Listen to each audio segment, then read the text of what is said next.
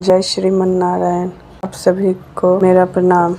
मैं कल चतुर्मास महात्म का पहला अध्याय सुनाई थी। आज मैं आप सभी को चतुर्मास का दूसरा अध्याय सुनाने वाली हूँ, तो आप सभी ध्यान से सुनिए।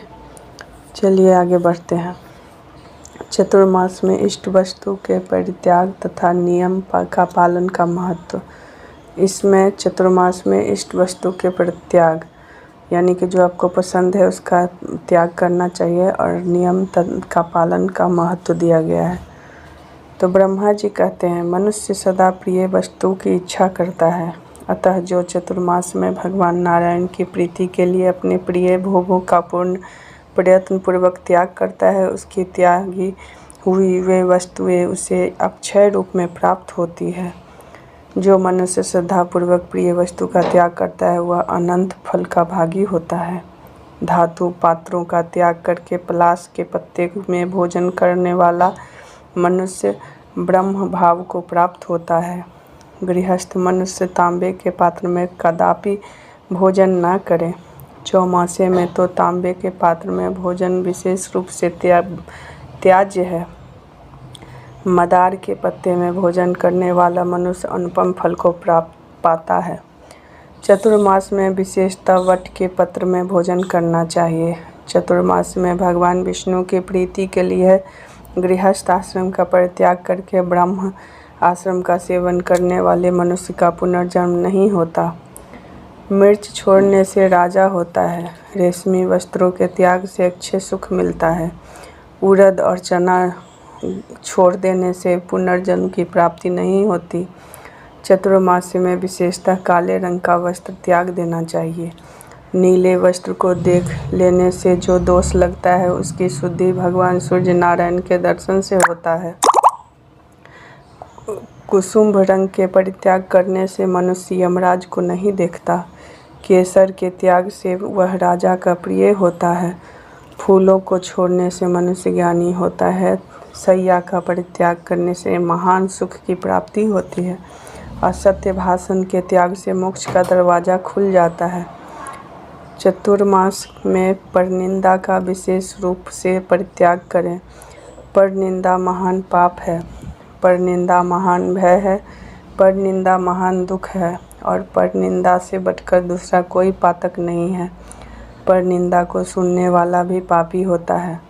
चौमासे में केशों का संवारना हजामत त्याग दे तो वह तीनों पापों से रहित होता है। जो भगवान के शयन करने पर विशेषतः नख और रोम धारण किए रहता है उसे प्रतिदिन गंगा स्नान का फल मिलता है।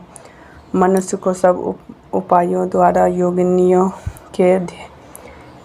के ध्येय भगवान विष्णु को ही प्रसन्न करना चाहिए। समस्त वर्षों एवं श्रेष्ठ पुरुषों के द्वारा श्री भगवान श्री हरि का ही चिंतन करना चाहिए। भगवान विष्णु के नाम से मनुष्य घोर बंधन से मुक्त हो जाता है। चतुर्मास में उसका विशेष रूप से स्मरण करना उचित है। कर्क की संक्रांति के दिन भगवान विष्णु का भक्तिपूर्वक पूजन करके प्रस्त एवं शुभ जामुन के फलों से अर्घ्य देना चाहिए। अर्घ्य देने समय इस भाव को चिंतन करें कि 6 महीने के भीतर जहाँ कहीं भी मेरी मृत्यु हो जाए तो मानो स्वयं ही अपने आप को भगवान वासुदेव के चरणों में समर्पित कर दिया। सर्वथा प्रयत्न करके भगवान जनार्दन का सेवन करना चाहिए। जो मनुष्य भगवान विष्णु की कथा, पूजा, ध्यान और नमस्कार सब कुछ नहीं उन्हीं श्री हरि का प्रसन्नता के लिए करता है वह मोक्ष का भागी होता है। सत्य स्वरूप सनातन विष्णु वर्णाश्रम धर्म के स्वरूप हैं। जन्म मृत्यु आदि के कष्ट का उन्हीं के द्वारा नाश होता है। अतः चतुर्मास में विशेष रूप से व्रत द्वारा श्री हरि को ही ग्रहण करना चाहिए। तपोनिधि भगवान नारायण के शयन करने पर अपने इस शरीर को तपस्या द्वारा शुद्ध करना चाहिए। भगवान विष्णु की भक्ति से युक्त जो व्रत है उसे विष्णु व्रत जाने। धर्म से संलग्न होना तप है। व्रतों का सबसे उत्तम व्रत है ब्रह्मचर्य का पालन। ब्रह्मचर्य तपस्या का सार है। ब्रह्मचर्य महान फल देने वाला है, इसीलिए समस्त कर्मों से ब्रह्मचर्य को बढ़ावें। ब्रह्मचर्य के प्रभाव से उग्र तपस्या होती है। ब्रह्मचर्य से बढ़कर धर्म का उत्तम साधन दूसरा कोई नहीं है। विशेषता चतुर्मास में भगवान विष्णु के शयन करने पर यह महान व्रत संसार में अधिक गुण कारण है। ऐसा जानो, जो इस वैष्णव धर्म का पालन करता है वह कभी कर्मों से लिप्त नहीं होता। भगवान के शयन करने पर जो यह प्रतिज्ञा करके कि हे भगवान, मैं आपकी प्रसन्नता के लिए अमुक सत्कर्म करूँगा, उसका पालन करता हूँ, तो उसी को व्रत कहते हैं। वह व्रत अधिक गुणों वाला होता है।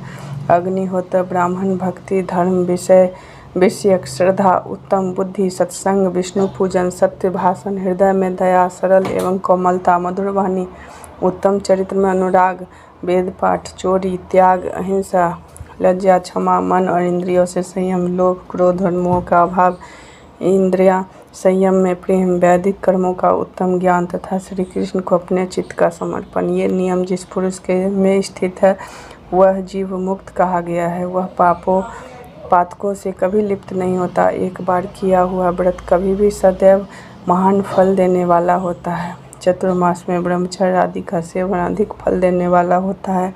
चतुर्मास व्रत का अनुष्ठान सभी वर्ण के लोगों के लिए महान फलदायक है। व्रत के सेवन से लगे हुए मनुष्यों द्वारा सर्वत्र भगवान विष्णु का दर्शन होता है। चतुर्मास में आने वाले व्रत का यत्न पूर्वक पालन करें। विष्णु, ब्रह्मण और अग्नि स्वरूप तीर्थ का सेवन करें। चारों वेद स्वरूप वाले अजन्मा विराट पुरुष को भजे, जिसके प्रसाद से मनुष्य मोक्ष रूपी महान वृक्ष के ऊपर चढ़ जाता है और कभी संताप को नहीं प्राप्त होता। ये थी स्कंद पुराण से ली हुई चतुर्मास के महात्म का दूसरा अध्याय। आप लोगों को कैसी लगी ये मुझे कमेंट करके ज़रूर बताइएगा। मिलते हैं नेक्स्ट अध्याय के साथ अगले वीडियो में। धन्यवाद। जय श्री हरि।